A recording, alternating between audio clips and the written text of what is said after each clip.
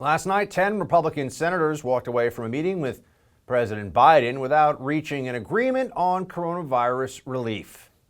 It was a very good exchange of views. I wouldn't say that we came together on a package tonight. No one expected that in a 2-hour meeting. But what we did agree to do is to follow up and talk further. Big differences on a stimulus package remain, starting with the price tag. Republicans are offering $618 billion to Biden's $1.9 trillion, yes, with a T. This after the government has already spent $6 trillion on COVID relief. But don't expect the Biden administration to wait around. White House Press Secretary Jen Psaki released this statement saying, quote, "The president expressed his hope that the group could continue to discuss ways to strengthen the American Rescue Plan as it moves forward. He reiterated, however, he will not slow down work on this urgent crisis response and will not settle for a package that fails to meet the moment." Yeah, so why are Dems focusing on ramming through another round of stimulus checks instead of reopening the country? Or at least, what is the strategy at work here? Let's get into it. We're joined now by Kimberly Klacik. She is a former Maryland congressional candidate and a political commentator. Kim, great to see you again. Good to see you. Thanks for having me. So we got the GOP worried here that the COVID relief plan is loaded with a whole lot. I mean, everyone's expecting this, right, Kim? We got non-COVID related items, $350 billion to state and local governments, a $15 minimum wage. I mean, that's not a COVID thing. Larger Obamacare premium tax credit and other things I'm sure they'll try to ram in here at the last second. How do you see this playing out? I mean, is the GOP going to just have to go along with the massive spending package and take it? I hope not, but as you and I both know, we didn't do enough to save the Senate last time around, especially as we were trying to do that in Georgia. But, you know, for Representative Collins to walk out, or Senator Collins, to walk out and say that they didn't expect to make a deal in 2 hours, I would expect them to make a deal in 2 hours. This is an atrocious amount of money that they're looking to spend, trillions of dollars. We are straying further away from ever talking about having a balanced budget. But as we know, that this money never ends up in the hands of the American people, right? Everyone else seems to get money, but it's never targeted to families and small businesses. Now they're talking about raising the minimum wage, but for some people, the economy still isn't opening. So what are we talking about jobs for as we still have businesses closed? I don't know. But again, this is what Democrats do. You know, they love to push a bunch of money down our throats. They don't really resolve the issues, and it just compounds the issues so they come back and ask for more taxpayer dollars. I mean, Kim, I know this is one of the reasons why you wanted to go into Congress, and you may still yet go into elected office.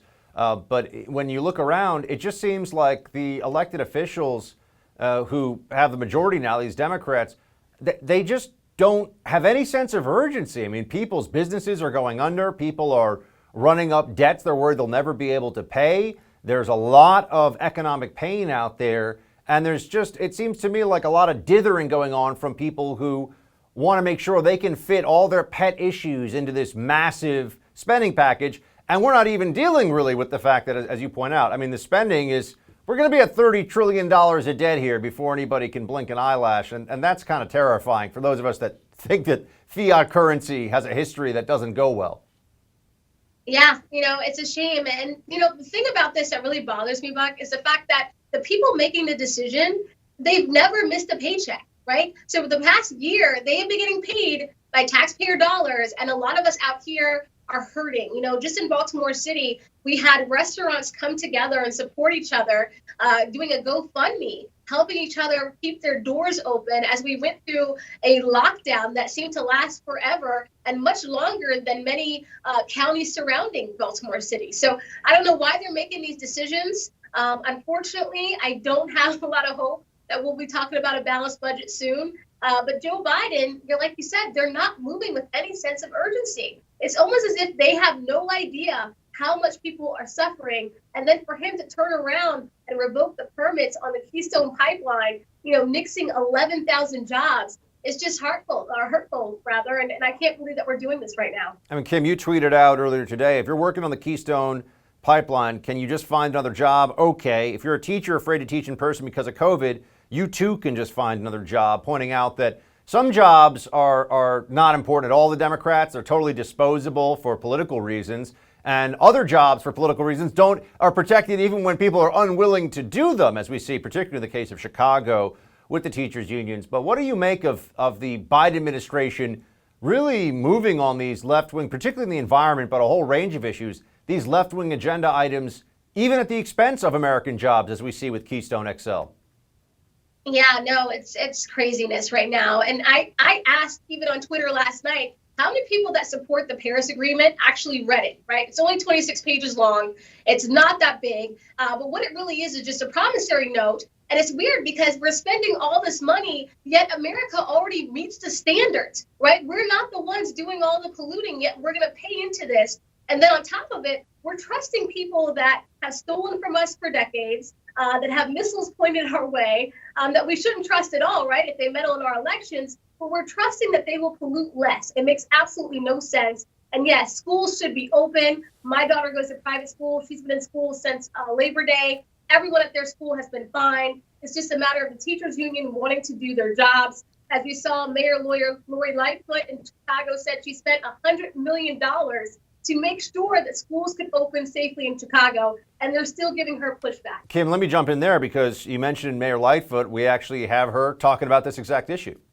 We are making some progress, and I thought it was in the interest of all that we announce a cooling off period, meaning the negotiations would continue intensely, but we would not take any disciplinary action against teachers who were refusing to report to their classrooms.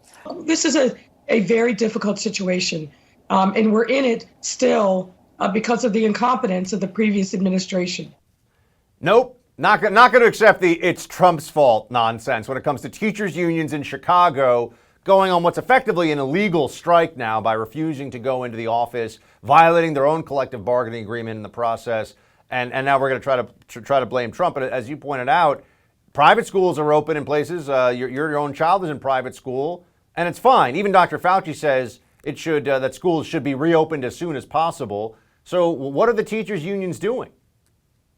I have no idea. And you know what's so interesting about this, Buck, is that our public school system, the per pupil spending in Baltimore City, they actually get double the amount per student than I pay for my child to go to Catholic school. So you know what? I hope parents are really paying attention and considering charter schools or private schools, because they're paying taxes into this public school education. And for them not to open, when we see it's factual data, look, other schools are open, kids are fine. For them to still push back makes absolutely no sense to me.